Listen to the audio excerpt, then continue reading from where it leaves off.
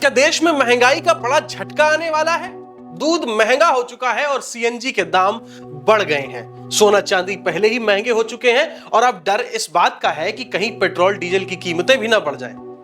अब विशेषज्ञों का यह कहना है कि पश्चिम एशिया में जारी तनाव और कच्चे तेल की सप्लाई पर असर आने वाले दिनों में आम आदमी की जेब पर भी पड़ सकता है।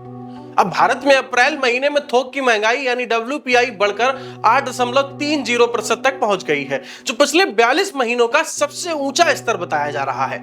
मार्च में यही आंकड़ा 3.88% था। इसके साथ ही खुदरा महंगाई यानी CPI भी लगातार बढ़ रही है और 13 महीने के उच्चतम स्तर पर यानी 3.48% तक पहुंच गई है। अब महंगाई बढ़ने की सबसे बड़ी वजह मानी जा रही है कच्चे तेल की कीमतों में उछाल और वैश्विक सप्लाई चेन पर दबाव। विशेषज्ञों का यह भी कहना है कि पश्चिम एशिया में तनाव और तेल सप्लाई में रुकावट की वजह से भारत पर सीधा असर पड़ रहा है। भारत अपनी जरूरत का लगभग 85% तक कच्चा तेल विदेशों से आयात करता है। रिजर्व बैंक ऑफ इंडिया ने यह माना है कि वैश्विक ऊर्जा संकट भारत के लिए बड़ा सप्लाई शॉक बन सकता है।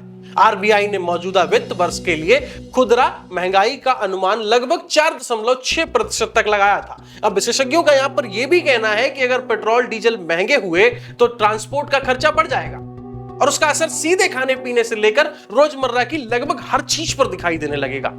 जमीन पर भी महंगाई का असर दिखने वाला है और दिखने लगा है।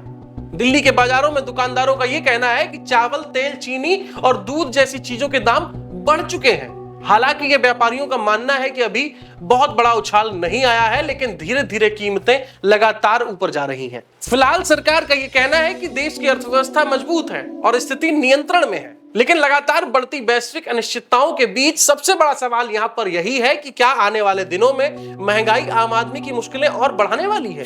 अब नजर रहेगी तेल की कीमतों और वैश्विक हालात व सरकार के अगले कदम पर। आपका इस पूरे मामले पर क्या सोचना है? क्या महंगाई बढ़ने वाली है और क्या आप इस महंगाई से निपटने के लिए तैयार हैं? अपनी राय कमेंट करके जरूर बताइए।